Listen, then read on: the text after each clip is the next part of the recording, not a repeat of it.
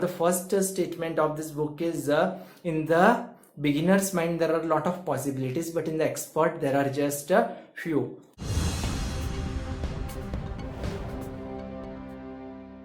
Is trying to say is that when a child is young, when there is a small baby, so she develops she has a great broad view. She is not restricted to some thinking. She is open to new things. Suppose she is crying, then you give her a toy, so she becomes happy. And suppose that she is making you want to take the toy back, so you can divert her. So she is not restricted to these things. The same thing applies in meditation. Now suppose that there is an experienced person, so he has been doing meditation for such a long time. Now he is not willing to change. He is not willing to get the inner divine feelings. So his growth will definitely stop. But for a young person, when he tries to meditate, he will have an open mind. He will be receptive to new things in their life.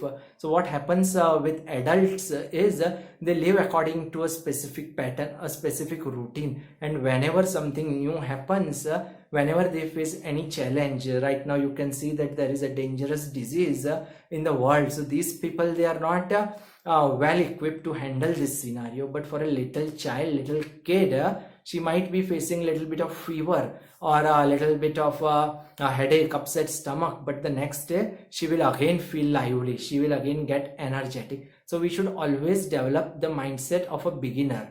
We should always be ready to accept new things. We need to be receptive. And the main principle in our life, or the main goal of our life, should be continuous improvement. We should not stop at one point. We have to be receptive. We have to be ready to get new things in our life, and meditation is very important. You can close your eyes and focus on your breath and be ready for wonderful feelings which will lead you to enlightenment. So let us not go into meditation, but just remember the first point, that develop the mindset of a beginner. That's the first point.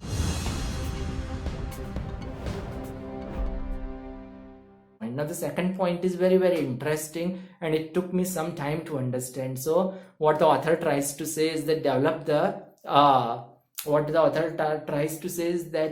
don't take anything extra.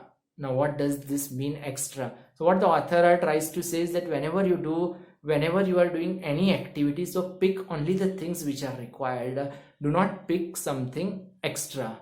So different in different religions, things are defined in different manner. In some religions they call attachment, in some things they call ego, or whatever. But what the author is trying to say is, I'll just explain it to you by giving you an example. Now suppose the person buys a new car from the market. So his mother asks him that what have you brought from the market? So he says that I brought this car from this shop at this time at this location.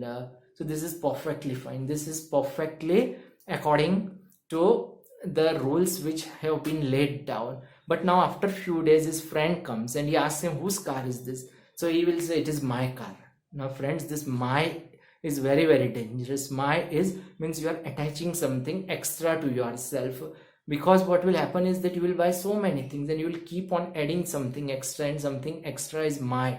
You will keep on adding this my, and gradually it will become what different religions call ego, attachment, or whatever, arrogance. But we need to, the language of the person who said that I brought this car at this time for this much money is perfect. Same thing applies to ourselves. Suppose we have got a wealth of say 1 million, 2 million, 10 millions. So it is better to frame the sentence like I have occupied this much wealth and I have put it in this location, rather than saying that this is my wealth. Now my is indirectly adding something extra. So believe me friends, this my will gradually destroy our creativity, and maybe it is very much linked to the first point, that we will gradually lose our attitude of a beginner's mentality. So this is the second point, very, very important. And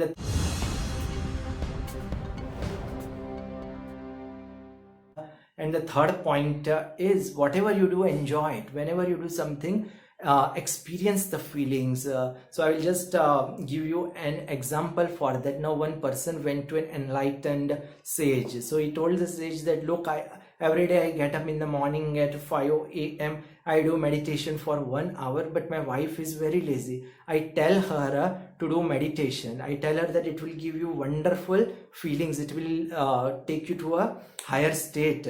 But she is too lazy. Whenever I tell her to do meditation, she says that I am happy. I don't need anything. I enjoy my life. So the sage tells that particular person that, so why don't you meditate? Your wife is doing meditation. So the person said that, sir, you have not heard me properly. My wife, she does not do meditation. I do meditation. So the sage said that, look, I will explain it to you that your wife is doing meditation and you are not. So the sage pointed to a frog. So he asked the man that, what is the frog doing? So the man said, it is just sitting. Okay. Now after some time, the frog started jumping. So the sage told the man that, now what is the frog doing? So he said, now the frog is jumping. So after some time, food was put in front of the frog. So frog started jumping and moving towards the food. So the sage asked the person that, now you tell me that what is the frog doing?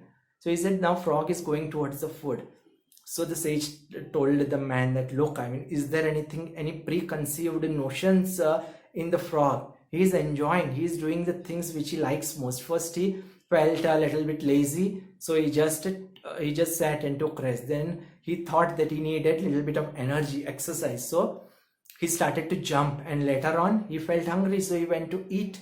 So what is the problem in that? He is enjoying everything. He is not saying that now at this time I will jump, at this time I will eat. So the same thing applies to you. Now what you do is that you get up at 5 a.m. every day in the morning and you tell yourself that I am doing meditation, and maybe you are attaching something extra. The second point which I told you, that we don't need to attach something extra. So the sage told him that, look, you are attaching something extra, and gradually you are not getting any benefit out of meditation. But your wife, she enjoys her life.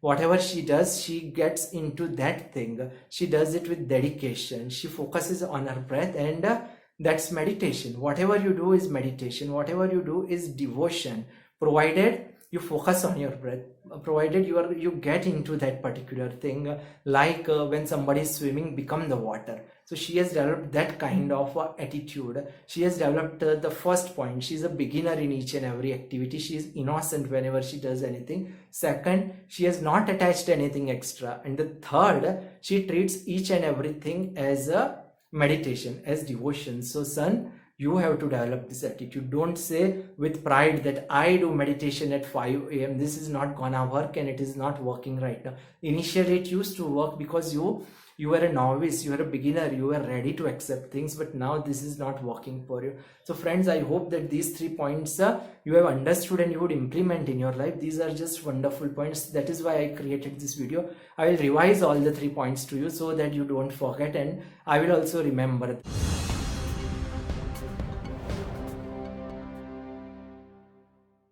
These are 3 points I told you. I hope you like this video, and I request you that you share this video during this difficult time to your friends and your relatives, and subscribe to this channel. This will motivate me to read more books, to create more videos like this.